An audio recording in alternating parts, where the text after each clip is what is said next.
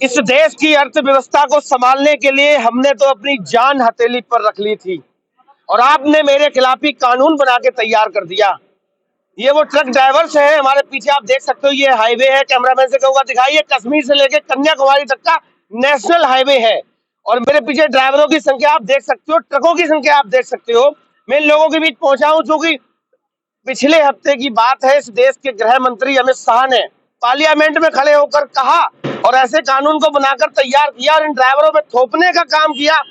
ये वही ड्राइवर है जो इस देश की अर्थव्यवस्था को संभालने के लिए अपनी जान को 24 घंटे 300 दिन हथेली पे रख के घूमते हैं और तब जाके इस देश की अर्थव्यवस्था को संभालने का काम करते हैं। इन ड्राइवरों से बात करने को, जानने का प्रयास करूंगा। एक आम बात है, ये इन ड्राइवरों में से कोई भी व्यक्ति ये नहीं चाहेगा कि मेरी गाड़ी से, मेरे हाथों से, मेरे पैरों से चींटी तक का भी दम निकले। और सरकार ने कानून बना दिया कि अगर इन ड्राइवरों से कोई घटना हो जाती है जाने अनजाने तो 10 साल की जेल और 10 लाख रुपए का जुर्माना।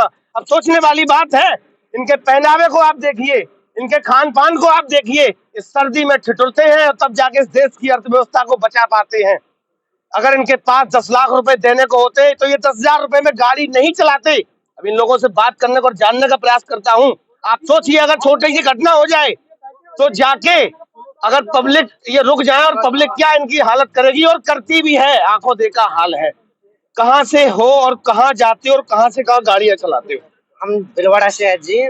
और हम जो ड्राइवर भाई है, ये जो 7 लाख का मोदी जी ने जो स्कीम निकाला, अमित शाह और मोदी जी ने, हम ड्राइवरों के पास मुश्किल से मुश्किल गाड़ी चलाने पर 2 से 3 हजार रुपए से ज्यादा किसी भी ड्राइवर के पास ज्यादा पैसा नहीं मिलेगा।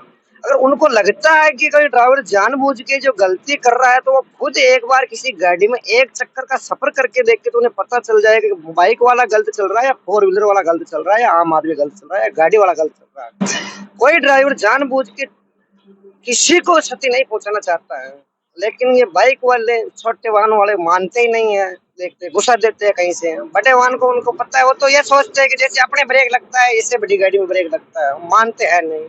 गलती उनकी रहती है और आती है हमारे ऊपर। पिछला जो कानून है उसके अंदर भी गलती हमारे ऊपर ही आती है, चाहे वो ठोको चाहे कोई भी ठोको, गलती हमारे बड़े वाहन की आएगी। फंसेंगे हम ही, तारीखों पे हम ही जाएंगे। और अब ये निकला जो, ये तो हमें बिल्कुल ही मौत की घाट पे उतारने वाला निकल गया है जी। कितने वर्ष हो गए गाड़ी चलाते? जी मेरे को 9 साल हो गए गाड़ी चलाते। 9 साल में ऐसी कोई घटना आपके गाड़ी से, आपके हाथों से कोई घटना हुई है जी। गोगुंदा घाट के अंदर में घाट चढ़ रहा था, गाड़ी ने बिल्कुल जैसे कि 20 की स्पीड में, नहीं कि तीसरे गियर में गाड़ी चढ़ रही थी, पूरा चढ़ाई के ऊपर। एक कार वाला था कोई बंदा, वहीं का उदयपुर का लोकल था। चढ़ते हुए उसने जाली के ठोक का गाड़ी, वो पूरा गाड़ी रोड पे आ गया। मैंने गाड़ी रोक दिया, मैं उस बंदे को उतर के निकालने के लिए निकला, उस बंदे ने मेरे ऊपर मुकदमा ठोक दिया। आज भी गोगुंदा थाने के अंदर मुकदमा चल रहा है, हर महीने तारीख पे जाना पड़ता है।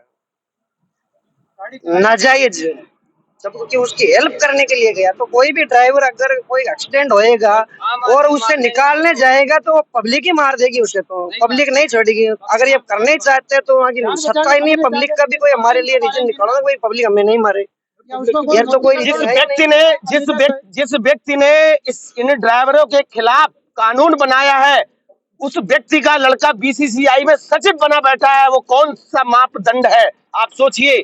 अमित शाह के लड़के से ज्यादा इस व्यक्ति की उम्र भी नहीं होगी। कितनी उम्र है आपकी? 24 साल।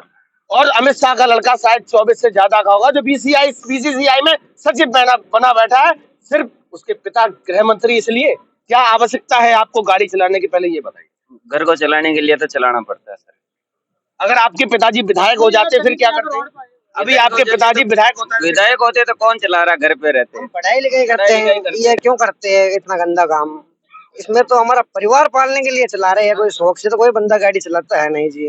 जो बचता है 5-15 हजार, उससे हम अपना परिवार और अपना पेट चलाते हैं। फिर ये इस पे और लागू कर रहे हैं नियम, तो 7-7, 8-8 रुपए तो हमारा मकान और जमीन सब कुछ भी बेच दे तो भी नहीं है हमारे पास। आप भी गाड़ी चलाते हैं? कितनी उम्र हो गई? दाढ़ी बाल सब सफेद हो गए। करीब होली 36-37 साल। गाड़ी चलाते चलाते 36 साल हो गए। 36 साल में कोई ऐसा घटनाक्रम जो आपके हाथों से हुआ? हाँ, घटनाक्रम तो होते रहे साहब। रोड पे चले तो पीछे से घुस जाओ, बड़े वाहन की गलती हो जाओ, गलती हमारे सिर रख दी जाओ, उसकी गलती कोई देखता नहीं कि भाई उसने क्या गलती कर रखी है। अभी जो कानून बना है उसके लिए इस देश के प्रधानमंत्री और गृह मंत्री से क्या कहना? भाई ये कहना चाहेंगे इस तरीका से तो ये ट्रांसपोर्ट लाइन खत्म हो जाएगी, हम भी खत्म हो जाएंगे। कहाँ जाएंगे? मजदूरी भी ना मिलेगी हमें तो करने के लिए। अब इतनी पब्लिक है ट्रांसपोर्ट लाइन से जुड़ी हुई है कि ये कहाँ जाएंगे मजदूरी करने के लिए?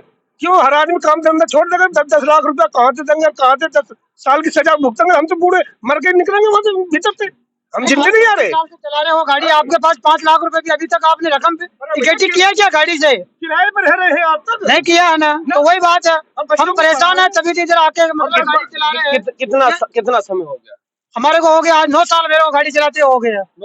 9 साल से इस रोड पे रह रहे हैं। इस रोड पे चला रहे हैं गाड़ी, पूरी दुनिया में इधर से अपना मोरबी से भिलवाड़ा से इधर अपना 3 सुखिया से हम तक हम ये गाड़ी लेके जाते कितनी हैं। तनख्वाह मिलती है? हमारे को 18,000 रुपए सैलरी मिलती है, उसमें 2 आदमी रहते हैं, 12,000 रुपए साथ वाले को देते हैं, तो हम क्या वो 5 लाख रुपए एक एक नौकरी में क्या करेंगे बताओ? हम कहाँ से 10 लाख रुपए इकट्ठे करेंगे? 10-12 हजार की नौकरी में परिवार को रखे या अपने बच्चों को पढ़ाने? बच्चे तो पढ़ ही ना रखे कर कई ड्राइवर के बच्चे। अच्छा, एक चीज आपसे जानना चाहता हूँ, जब मतदान हुआ था आपने वोट किसको दिया था ये बताइए? जब वोट तो हम मोदी जी को दिया कि भाई हमारे ड्राइवरों के लिए अच्छा करेगा, लेकिन वो जो हमारे हाथों में या मतलब 4 फांसी चढ़ा देता ना तो वो अच्छा रहता मोदी सरकार। अब तो हमारे हाथ में कटोरा के भी पैसे नहीं है। सही बात है, जो कटोरा लेकर भीख मांगे, भीख देगा कौन? कौन देगा हमारे को भीख? हम देते हैं भीख, सबको देते हैं, वहां से लेके निकलते हैं।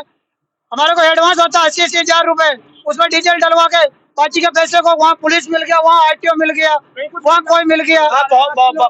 बहुत महत्वपूर्ण बात इन लोगों ने कही है कि जब ये गाड़ी लूटने वाला आता है, कोई तो गाड़ी फिर के लूट लेता है गाड़ी को, फिर बाद में डोर को बोलेगा गाड़ी मोटरसाइकिल, फिर रात दारू पी के रास्ते में दारू पीते हैं, फिर वो उसको बोतल रहते हैं, वो हमारी गाड़ी के ऊपर फेंक देते हैं, वो हमारा आगे का पहिया के लग जाता, वो फूट जाता, हम भी खाई में गिर जाते हैं, फिर बोलेगा कि इन लोग दारू पी के रखा है। अच्छा, एक चीज बताओ, जब गाड़ी आप जहाँ से भी निकालते हो, कश्मीर से कन्याकुमारी तक जाते हो, पुलिस का क्या रोल रहता है पूरे रास्ते? पुलिस वाला हम फोन करेंगे। एक बार मेरे वहाँ पे क्या बोलते गुजरात में अपना महाराष्ट्र में हुआ, वहाँ रात को मैं 3 बजे पुलिस वाले को फोन किया, वो बोला वेट कर। सुबह 8 बजे वापस मेरे को रिंग किया, बोला क्या हुआ? फिर मैंने उसको गाली निकाल के बोला भाई ऐसी की तैसी होगी तेरी, अब मैं क्या करूंगा? अब वो रात को आप इनको सुधारनी है तो देश की अर्थव्यवस्था सुधारे। जैसे हमारे को रोड टैक्स देते हुए, टोल टैक्स देते हुए, परमिट उठाते हुए भी रोड पे हमारे को कहीं ना कहीं रोड पे कोई सुविधा है नहीं। आरटीओ को हमें पैसा देना पड़ रहा है, पुलिस वालों को हमें देना पड़ रहा है, कुछ मिला के कुछ बचता है जिससे अपना पेट पल जाता है, इसके अलावा कुछ हमारे पास तो बचता है नहीं। और मेरी बात नहीं, किसी भी भाई के देख लो, अगर झोपड़ी के अलावा किसी के पास मकान भी नहीं मिलेगा किसी के पास, और लाख रुपए तो दूर की बात, 2 से 4 हजार रुपए से किसी भी ड्राइवर के पास ज्यादा नहीं मिलेगा। घर जाने के बाद आप किसी भी ड्राइवर से जाके चर्चा कर लेना, उसके पास बीड़ी तंबाकू के तक पैसे नहीं रहेंगे, क्योंकि जो आता है उतना इतना बड़ा परिवार चलाता है तो खर्चे ही हो जाता है, इतना बच के क्या बचता है? 5-10 हजार रुपए बचता है और क्या बच जाता है। और फिर भी ये तो आपका लंबा अनुभव हो गया, काफी समय से आप गाड़ी चला रहे हो, क्या लग रहा है? अभी आपने एक तस्वीर देखी होगी कि राहुल गांधी एक ट्रक ड्राइवर के साथ उन्होंने यात्रा करी और उसकी समस्याओं को समझा। ये तस्वीर किसने देखी थी ये बताइए? तस्वीर हमने भी देखी थी, गाड़ी में बैठे हुए थे राहुल गांधी जी, एक ट्रक में बैठ के और ट्रक में बैठ ड्राइवर के की समस्या को समझा था। वैसे ही एक बार मोदी जी को और अमित शाह को मतलब रोड पे बैठ के चलना चाहिए। एक बार समस्या दिखाओ, एक चक्कर उसको साथ में भेजो, हमारे साथ ही नहीं किसी के भी साथ भेजो, तो उनको पता चलेगा कि भाई गाड़ी ये बाइक वाला आ रहा है कि ना ये गाड़ी वाला मतलब गलती कर रहा है, उसका उनको। अब आप लोग क्या चाहते क्या है ये बताओ? बस संशोधन यही चाहेंगे कि ड्राइवर को कुछ सुविधा देनी चाहिए और ये कानून जगह वापस लीजिए। ये कानून हमारे को वापस लेना पड़ेगा, लेना पड़ेगा, नहीं लेना पड़ेगा तो फिर हम हमारी इसमें आ जाएंगे ना। हमारे को एक दिन छोड़ दो कि भाई आज तुम्हारे हिसाब से चलाओ गाड़ियों को, हर तुम्हारे को ये 2 किलोमीटर का कट है, इसके अंदर तुम्हारे को लाइसेंस नहीं मिल जाए तो फिर बोलना का भाई ड्राइवर अब कर रहे हैं आत्महत्या, मतलब जानबूझ के अब मार रहे हैं। हर 2 किलोमीटर का कट है ना ये हाईवे लाइन का, 2 किलोमीटर में रहता है कट। ड्राइवर अपनी तरफ से जो मानना चाहेगा तो पब्लिक उठाने वाली पैदा नहीं होगी साहब। हमारी किसी से दुश्मनी नहीं है, हम तो रोड पे जो कुत्ता भी पड़ा है मरा हुआ उसे भी बचा के चलते हैं, उसका भी ऊपर नहीं चढ़ाना। ये ड्राइवर हैं, सालों से गाड़ियां चला रहे हैं। इस भारत की सरकार ने एक कानून थोपा था किसानों पर और 750 से ज्यादा कुर्बानियां लेने के बाद उस कानून को वापस लेना पड़ा था। वही आगाज शायद ड्राइवर भी अब करने वाले हैं और आने वाले समय में देखने वाली बात ये होगी कि ड्राइवर कौन सा आंदोलन करते हैं, स्ट्राइक करते हैं, चक्का जाम करते हैं, क्योंकि इन्होंने तो अपनी जान हथेली पे रख दी थी इस देश की अर्थव्यवस्था को बचाने के लिए।